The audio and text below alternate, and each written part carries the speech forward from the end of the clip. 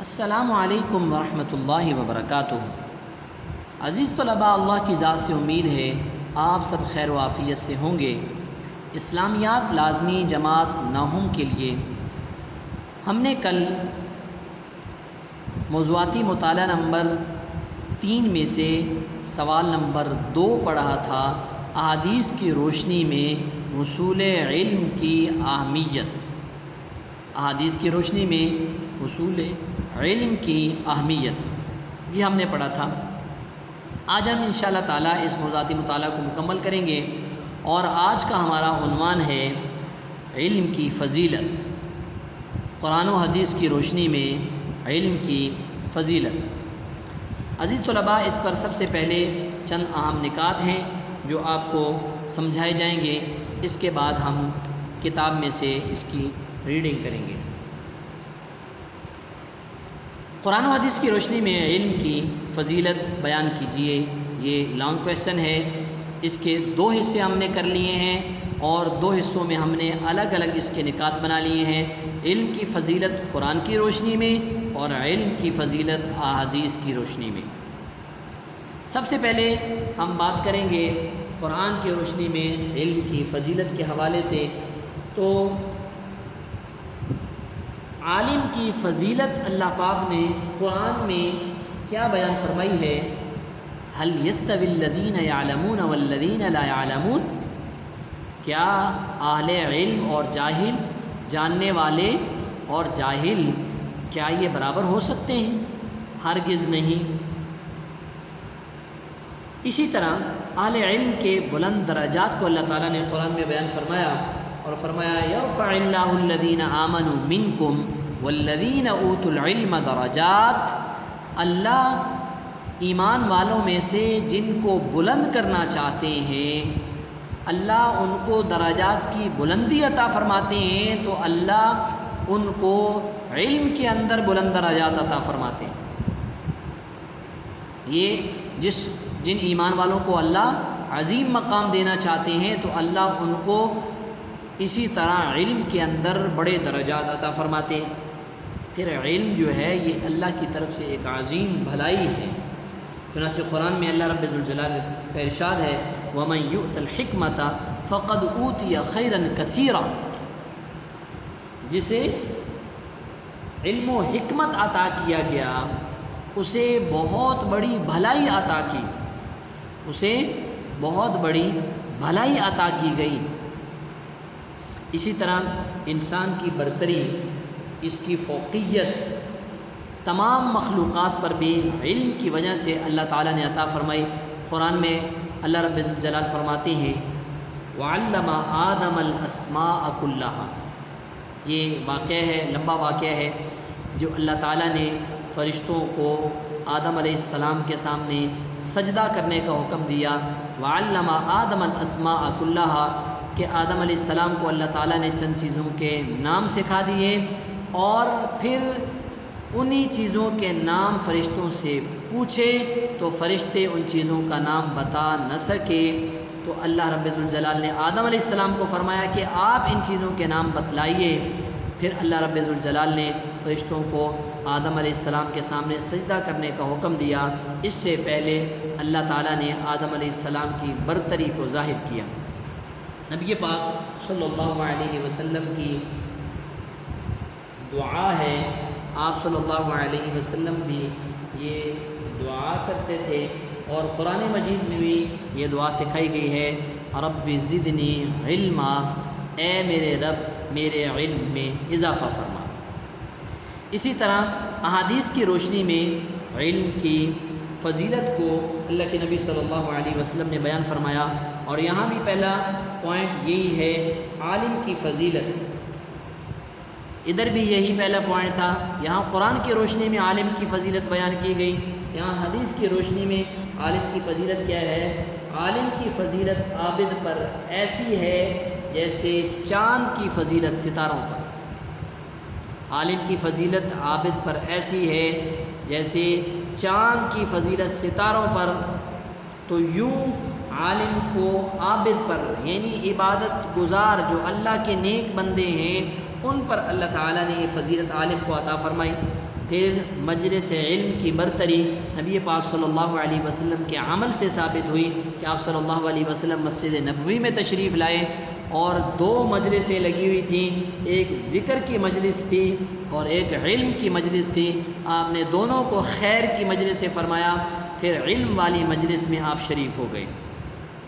اور آپ صلی اللہ علیہ وسلم نے یہ بھی فرمایا ایک موقع پر کہ جب تم جنت کی پھلواریوں میں سے گزرو تو خوب چرو۔ صحابہ نے پوچھا یا رسول اللہ صلی اللہ علیہ وسلم جنت کی پھلواریاں کیا ہیں؟ تو آپ صلی اللہ علیہ وسلم نے فرمایا کہ علم کی مجالس یہ جنت کی پھلواریاں ہیں۔ اسی طرح اللہ تعالیٰ کی طرف سے بھلائی، یہاں بھی عظیم بھلائی کہا گیا۔ قرآن کی روشنی میں یہاں اللہ کی طرف سے عظیم بھلائی حدیث کی روشنی میں بیان کی گئی۔ فرمایا من یرید اللہ بہ خیرا یفقہہ فی الدین، اللہ جس کے ساتھ بھلائی کا ارادہ فرماتے ہیں اللہ اس کو دین کی سمجھ بوجھ عطا فرماتے ہیں، علم دین اللہ اس کو عطا فرماتے ہیں۔ اور اسی طرح علم نافع کی دعا حضور نبی کریم صلی اللہ علیہ وسلم فرمایا کرتے تھے، اللہم انی اسألک علما نافعا، اے اللہ میں آپ سے نفع مند علم کا سوال کرتا ہوں۔ آخر میں علم ہی کی بدولت اللہ نے قوموں کو عروج عطا فرمایا اور علم کی ناقدری کی وجہ سے اللہ نے زوال کا شکار کر دیا۔ قومیں جو ہیں مسلمان وہ زوال کا شکار ہو گئے۔ جب تک مسلمان وہ علم کے حصول کے لیے محنت کرتا رہا اور اس کو اپنی زندگی کا مقصد بنائے رکھا تو مسلمانوں کو دنیا کے اندر عزت ملی رہی۔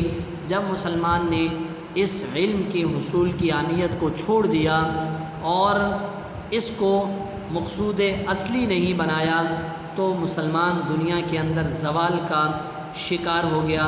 جیسے علامہ اقبال مرحوم رحمۃ اللہ علیہ نے فرمایا، وہ معزز تھے زمانے میں مسلمان ہو کر اور ہم خوار ہوئے تارک قرآن ہو کر۔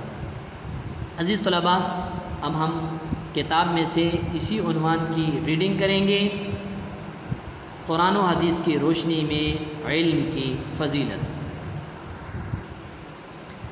علم کی فضیلت، علم عظمت اور سربلندی کا ذریعہ ہے۔ زیور علم سے آراستہ لوگ اللہ کے زیادہ قریب ہوتے ہیں۔ اللہ کے نزدیک عالم اور جاہل برابر نہیں۔ قرآن مجید میں ارشاد ہے کہ کیا وہ لوگ جو علم رکھتے ہیں اور وہ لوگ جو علم نہیں رکھتے برابر ہو سکتے ہیں؟ جو لوگ نور ایمان سے منور ہو کر علم سے کام لیتے ہیں ان کے بارے میں فرمایا، یرفع اللہ الذین آمنوا منکم والذین اوتوا العلم درجات، یعنی تم میں سے جو لوگ ایمان لائے اور جنہیں علم دیا گیا اللہ ان کے درجات بلند فرمائے گا۔ ایک مرتبہ رسول اللہ صلی اللہ علیہ وسلم مسجد نبوی میں تشریف لائے، وہاں 2 مجلسیں ہو رہی تھیں، ایک حلقہ ذکر تھا، دوسرا حلقہ علم۔ آپ صلی اللہ علیہ وسلم نے دونوں کی تعریف کی اور پھر علم کی مجلس میں شریک ہو گئے اور فرمایا کہ یہ پہلی مجلس سے بہتر ہے۔ ایک مرتبہ رسول اللہ صلی اللہ علیہ وسلم نے فرمایا کہ جب تم جنت کی پھلواریوں میں سے گزرو تو تم ان سے جی بھر کر فائدہ اٹھایا کرو۔ صحابہ نے پوچھا جنت کی پھلواریاں کیا ہیں؟ فرمایا علم کی مجلسیں۔ مندرجہ ذیل چند روایات سے علم کی اہمیت یوں واضح ہوتی ہے۔ یہ روایات، علم حاصل کرو اللہ کے لیے، علم حاصل کرنا نیکی ہے، علم کی طلب عبادت ہے، اس میں مصروف رہنا تحقیق اور بحث و مباحثہ کرنا جہاد ہے، علم سکھاؤ تو صدقہ ہے، علم تنہائی کا ساتھی ہے، فراخی اور تنگدستی میں رہنما، غمخوار دوست اور بہترین ہم نشین ہے۔ علم جنت کا راستہ بتاتا ہے۔ اللہ تعالیٰ علم ہی کے ذریعے قوموں کو سربلندی عطا فرماتا ہے۔ لوگ علماء کے نقش قدم پر چلتے ہیں، دنیا کی ہر چیز ان کے لیے دعائے مغفرت کرتی ہے، کیونکہ علم دلوں کی زندگی ہے اور اندھوں کے لیے بینائی۔ علم جسم کی توانائی اور قوت ہے۔ علم کے ذریعے انسان فرشتوں کے اعلیٰ درجات تک پہنچ جاتا ہے۔ علم میں غور و خوض کرنا روزے کے برابر ہے۔ علم ہی کے ذریعے اللہ تعالیٰ کی صحیح اطاعت اور عبادت کی جا سکتی ہے۔ علم سے انسان معرفت الہی حاصل کرتا ہے، اس کی بدولت انسان اللہ اور اس کے بندوں کے حقوق ادا کرتا ہے۔ علم ایک پیش رو اور راہبر ہے اور عمل اس کے تابع ہے۔ خوش قسمت ہیں وہ لوگ جو علم حاصل کرتے ہیں اور بدقسمت ہیں وہ لوگ جو اس سعادت سے محروم رہتے ہیں۔ اللہ تعالیٰ ہمیں بھی یہ سعادت نصیب فرمائے۔ اسلام اپنے ماننے والوں کو درس دیتا ہے کہ علم کی تلاش میں نکلو اور حکمت کے موتی جہاں سے ملیں انہیں حاصل کرو۔ علم کی فضیلت اس امر سے بھی ثابت ہوتی ہے کہ اللہ تعالیٰ نے ہمیشہ حکومت اور سلطنت سے اسی قوم کو سربلند فرمایا جسے علم و عمل میں برتری حاصل تھی۔ اسی اصول کی بنا پر آدم علیہ السلام بھی ملائکہ پر فضیلت لے گئے۔ علم ہی کی بنا پر مسلمان تمام دنیا پر چھا گئے، مگر جب انہوں نے قرآن کی تعلیمات کو چھوڑا اور علم کی روشنی سے دور ہوئے، زوال کا شکار ہو گئے۔ رسول اللہ صلی اللہ علیہ وسلم روزانہ صبح و شام جو دعائیں مانگا کرتے تھے، ان میں سے ایک یہ بھی ہے، اللہم انی اسألک علما نافعا، یعنی اے اللہ میں تجھ سے نفع دینے والے علم کی درخواست کرتا ہوں۔ اسی طرح یہ بھی مسنون دعا ہے کہ اے اللہ جو علم تو نے ہمیں دیا ہے اسے ہمارے لیے مفید بنا اور ہمیں ایسا علم عطا فرما جو ہمیں نفع پہنچائے۔ ہماری دعا ہے اللہ تعالی ہمیں بھی علم عطا فرمائے اور اس پر عمل اور اس کی اشاعت کی توفیق بھی نصیب فرمائے۔ عزیز طلباء، آپ نے یہ لانگ کویسچن نمبر 3 قرآن و حدیث کی روشنی میں علم کی فضیلت بیان کیجئے، آپ نے اس کو بھی یاد کرنا ہے، اور نوٹس میں آپ کو موضوعاتی مطالعہ کے مختصر سوالات جوابات دیے گئے ہیں، آپ نے وہ بھی یاد کرنے ہیں۔ اللہ آپ کا حامی و ناصر ہو۔ السلام علیکم ورحمۃ اللہ وبرکاتہ۔